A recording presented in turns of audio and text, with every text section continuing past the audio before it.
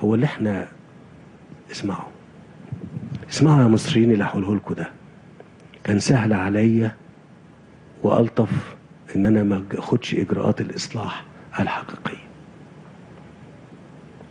وكل الناس كانوا موجود السيد رئيس الوزراء والتموين وكل اللي حاضرين معاه يقول لك بلاش الاصلاح ده. مش كده ولا ايه؟ مش كده؟ مش كنتوا انتوا بتقولوا يعني احنا؟ فانا قلت ايه؟ يعني هنقعد على خرابها؟ يعني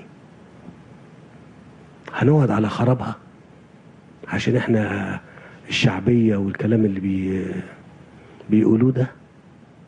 لا والله، يا نقعد على بناها وعمرها يا نسيبها ونمشي.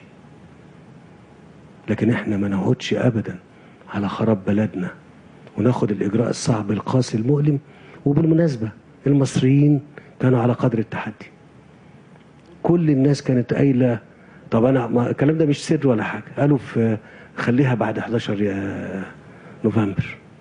ليه؟ قال لك عشان بس يكون عندنا يعني سيد وزير الداخليه قال لك خليها بعد ال 11 لحسن ينزلوا الناس. قلت له والله العظيم انا ما هخدعهم، يعني اسكتهم لغايه لما نعدي وبعد كده لا ما يصحش.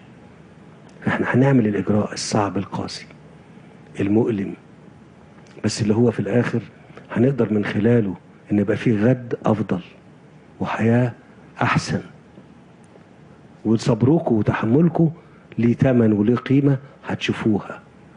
واحنا ما بنبيعش الوهم للناس. احنا ما بنبيعش الوهم للناس. احنا بنحاول نكون صادقين وامناء وشرفاء معاكم، وربنا يعيننا على ذلك.